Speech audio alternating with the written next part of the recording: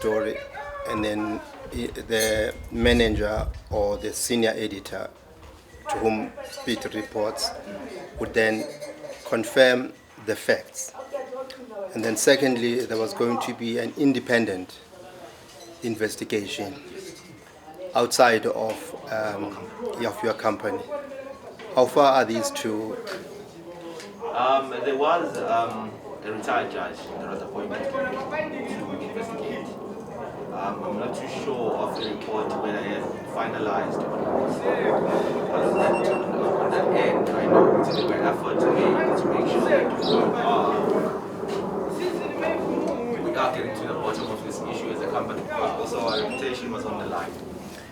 We're now regarded as a not so trustworthiness organization, which has done a lot of damage in our company's reputation.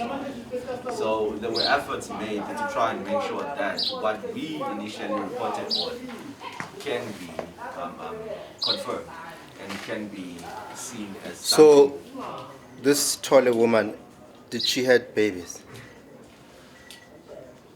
According to As a matter of fact, from your investigations. According to our information, there is information that suggests that there was a pregnancy. So you don't have any certainty. You have suggestions, information that indicate. Yes. Okay. Yes. That's the honest truth. That's the honest truth. And in Pete's process of investigation, there are some inconsistencies which have led us Lasiko Anamati, because had he done his initial investigation, I believe that we wouldn't have this problem. Sure. Yeah. Sure. We wouldn't have this problem because he was supposed to make sure that he has scans, he has doctor's notes, doctor's visits, and reports that has been given to this woman in terms of just understanding her health history. There should be a team of specialists assigned to her because it's a high risk pregnancy.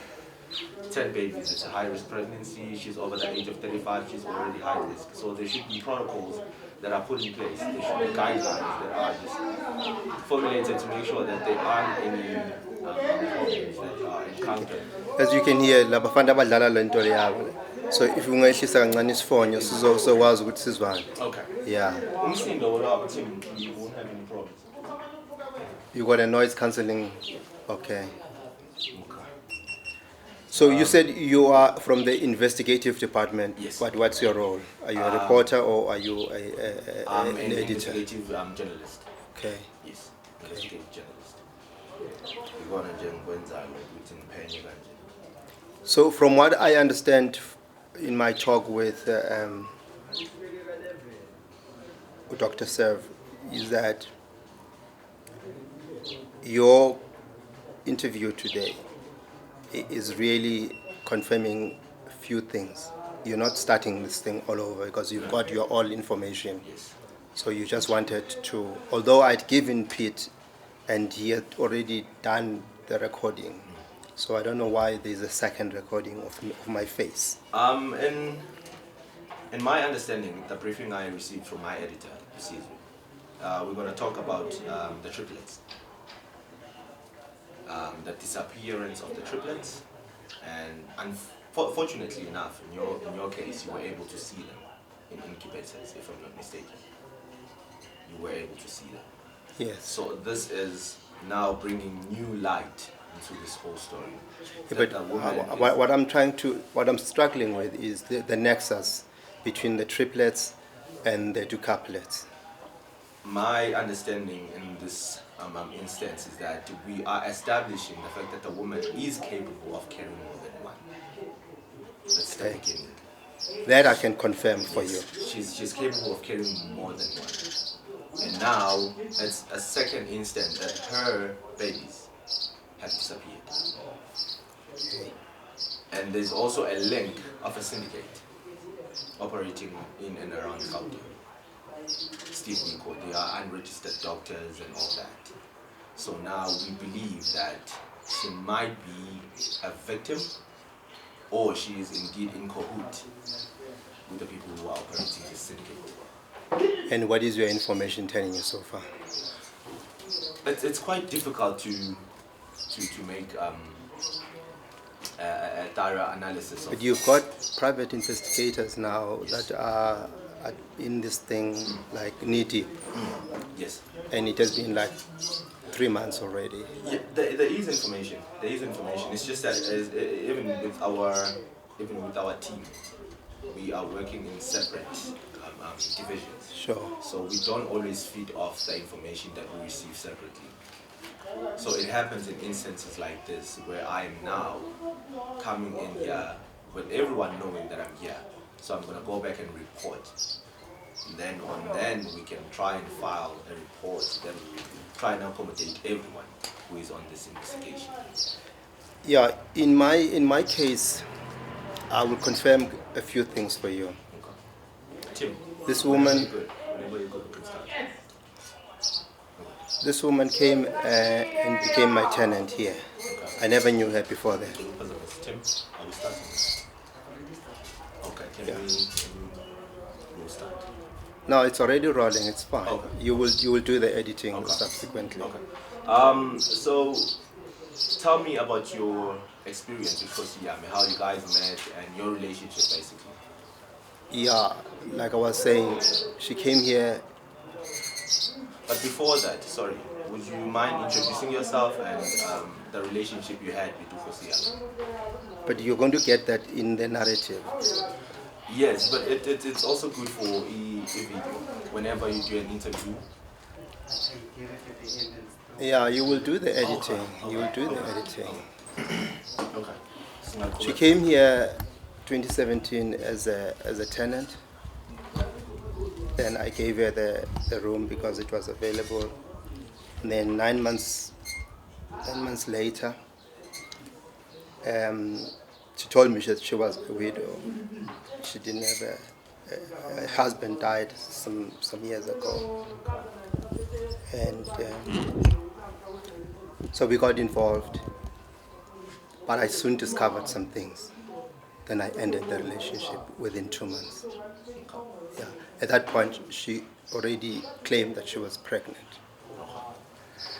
She became expectant from then on up until the relationship soured around about the second or third term of her we're carrying through. By the time she was delivering the babies, we were not in speaking terms already. Yeah.